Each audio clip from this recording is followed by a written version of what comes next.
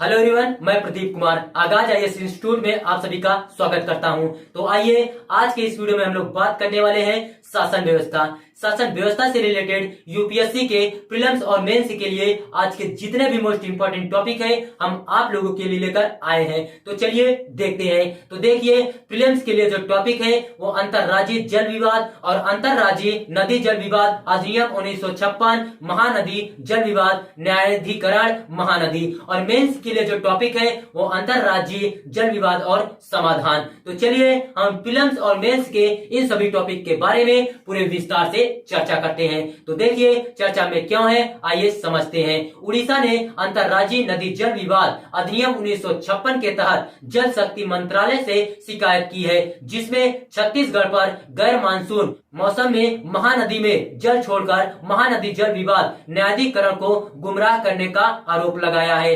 एमडब्ल्यूडीटी का गठन मार्च 2018 में किया गया था। न्यायाधिकरण को जल शक्ति मंत्रालय द्वारा दिसंबर 2025 तक अपनी रिपोर्ट प्रस्तुत करने के लिए कहा गया है। महानदी बेसिन जल आवंटन के संबंध में उड़ीसा और छत्तीसगढ़ के बीच कोई अंतरराज्यीय समझौता नहीं है। उड़ीसा की चिंता क्या है, आइए देखते हैं। छत्तीसगढ़ ने कलमा बैराज में 20 गेट खोले हैं, जिसे गैर मानसून मौसम के दौरान महानदी के निचले जल ग्रहण क्षेत्र में 1000 से 1500 क्यूसेक जल बह रहा है।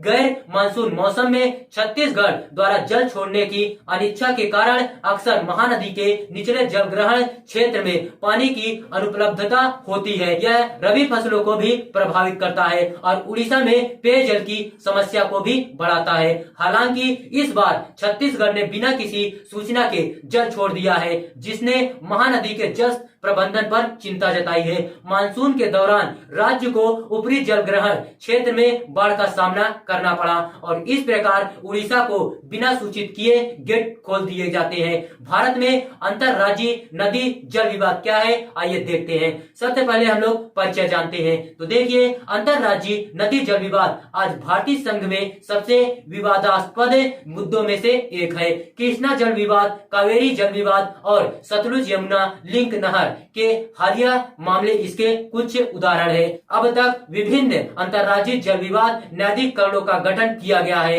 लेकिन उनकी अपनी समस्याएं थी। संवैधानिक प्रावधान क्या है, आइए देखते हैं। राज्य सूची की प्रविष्टि 17 जल से संबंधित है, अर्थात जल आपूर्ति, सिंचाई, नहर, जल निकासी, तटबंध, जल भंडारण और जल विद्युत। संघ सूची की प्रविष्टि 56 केंद्र सरकार को अंतरराज्यीय नदियों और नदी घाटियों के नियमन एवं विकास के लिए संसद द्वारा सार्वजनिक हित में उचित घोषित सीमा तक शांति प्रदान करती है।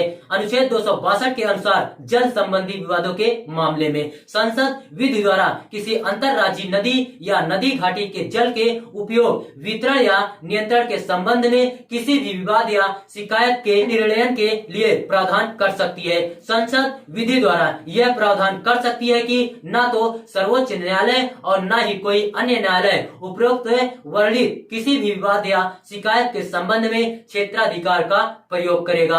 अंतरराज्यीय नदी जल विवाद समाधान के लिए तंत्र क्या है, आइए देखते हैं। अनुच्छेद 262 के अनुसार संसद ने निम्नलिखित को अधिनियमित किया है।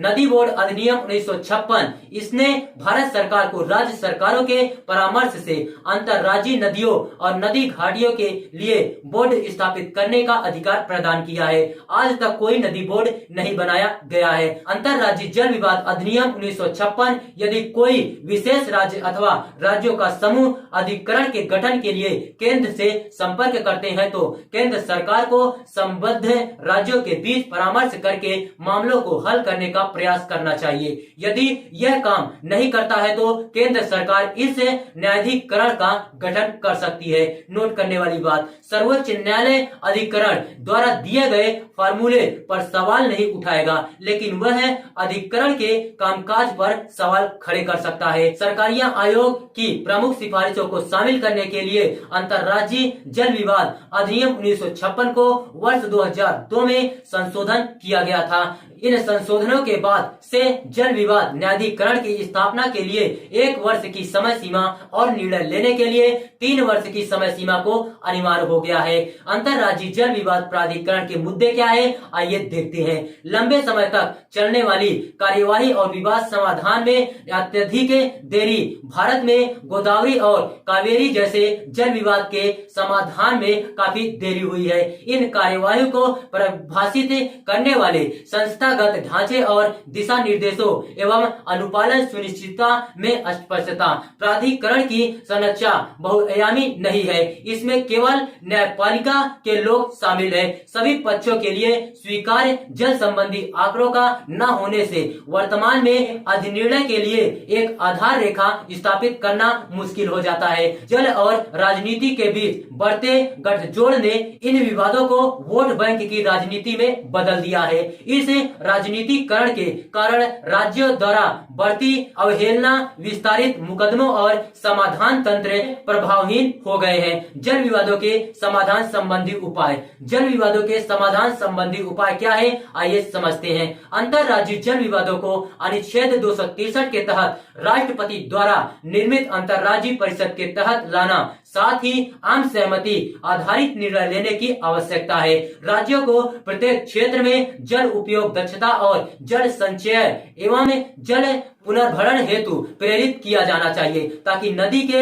जल तथा स्वास्थ्य जल स्रोत की मांग को कम किया जा सके। संघीय नदी बेसिन राज्य और जिला स्तरों पर वैज्ञानिक आधार पर भूजल एवं सतही जल का प्रबंधन करने तथा जल प्रबंधन व संरक्षण हेतु तकनीकी मार्गदर्शन प्रदान करने के लिए एकल एजेंसी की आवश्यकता है। अधिकरण फास्ट ट्रैक एवं तकनीकी रूप से युक्त होने चाहिए, साथ ही समयबद्ध तरीके से निर्णय लागू करने योग्य तंत्र भी होने चाहिए। उचित निर्णय लेने हेतु जल डेटा का एक केंद्रीय भंडार आवश्यक है।